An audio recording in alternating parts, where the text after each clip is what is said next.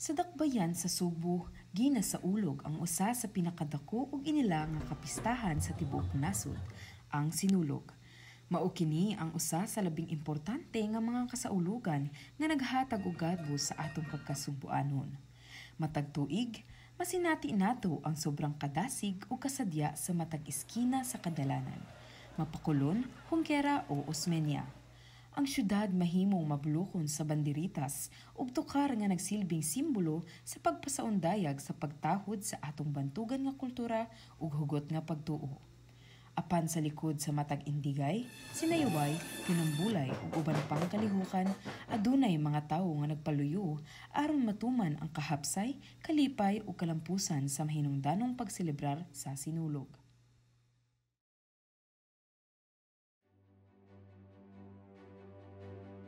So, good afternoon. I am Police Lieutenant Sultan Ismail F. Kamsa. So, I am currently the Deputy Station Commander for Administration in Police Station 2, Cebu City Police Office. I'm Venus. So, daghan ang mukha na ko. Pwede ako tawgon ninyo Balot or Venus. So, kuhaan ko diri na ako sa medical ambulance service. Under ko sa Cebu City Risk Reduction Management. Ako si Ronnie Hamadan, usa ka street cleaner sa government.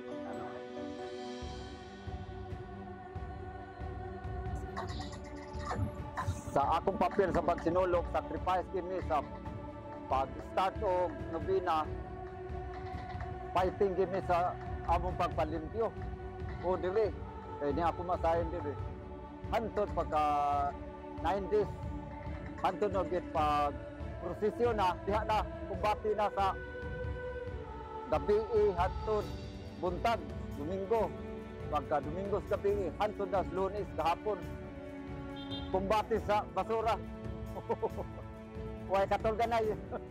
Huwag tungtong. Ang akong role diri is incident management team. Nabilang pa na sa Cebu City na siya. So if ever na ay mga dagko nga mga incidents, so naami. On this event, I am tasked to be the Assistant Ground Commander.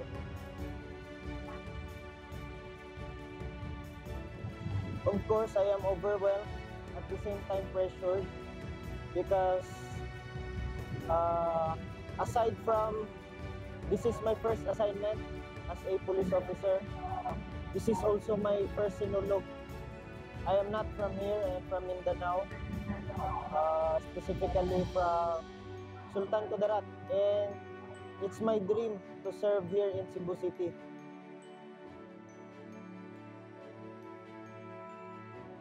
So I guess yung naka-inspire sa akin is I just want to serve. I want to serve the public. Actually, sa akong trabaho lang is murag kuan na gyud na ako passion ba, na love na gyud na ako nga work. Then sa akong work is public servant man. So akong nakapa-inspire gyud sa mood ani is my family, and also daghan ang nangita og tabang nga in that way makatabang ni nila na free gani. So happy sad ko kay at least patabangan na mo sila through ani nga kuan service.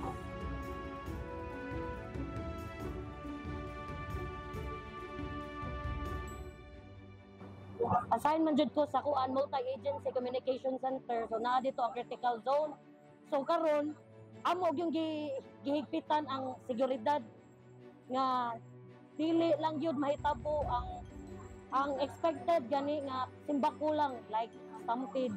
Amo gyud gikuan ipaw na gyud mi kanang like unity gani within sa mga police o uban pang sectors for the safety.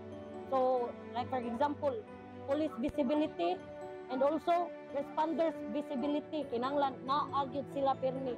We did a lot of preparations, briefings, orientations, mga conference meeting para lang mabuo yung mga deployment namin during this sinulog, mga coordinating meetings sa lahat ng mga agencies na may involved and na-involved na, kaya Yun yung mga preparation namin, and we also considered yung mga best practices in the previous years, then we incorporate it together.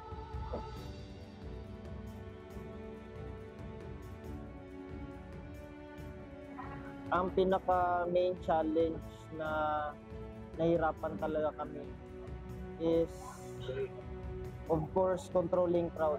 We cannot deny the fact that Cebu City is very populated, one of the populated cities in the Philippines.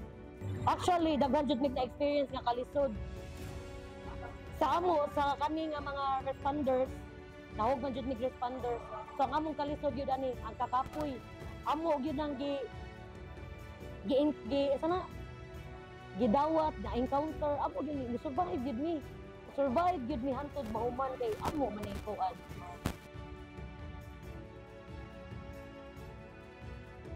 Sa trabaho kasi namin, expected naman na yun. During nag-take oath kami, sworn kami ng duties namin, we really expected na mas sacrifice namin time namin sa family namin, sa sarili namin, yung diet namin, yung physical na pangangatawan namin, meron kami masasacrifice dyan sa tulog namin, sa pahinga namin. So, I guess yun yung pinaka-sacrifice talaga namin. Tayo naman as mga Filipinos, we are very family oriented.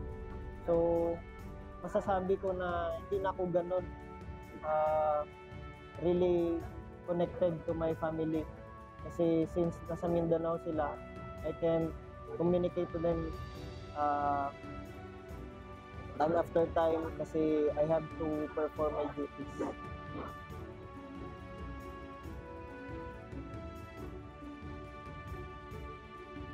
So, I guess yung pinaka hindi ko makakalimutan, yung nangyari nung kahapon during concert, yung there was a possible stampede sana, pero since we managed to control it, so hindi ganon, hindi natuloy. And then, so hindi ko makakalimutan na nagtulakan kami, we have to force the gates to close. I can really foresee na magkakastampede na kahapon. Ampo lang din sa Senior Santo Niño nga mo lagi kabaskog sa lawas na kami in front tayo sa among trabaho nga grabe magitaw, crowded man tao. O nya ang sagbot daghan yun. Unang kami ikuan din sa among trabaho. Pasitipit din na sa among trabaho.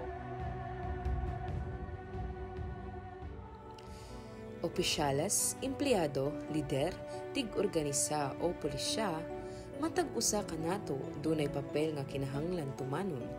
Dili man kini sayon, apan tungod kay kini gipasidungog sa Batang Hesus, ang lisod mamahimong sayon. Duyog sa pagsaulog nato sa dako nga pista, ato apud nga sa ulugon ang ilahang dakong papel sa pagpanikay-sikay o paghimutang sa tanan. Busa, ang sinulog ang nagpamatuod nga nagpabilin ang kadasig sa kasing-kasing sa matag sugpuanon.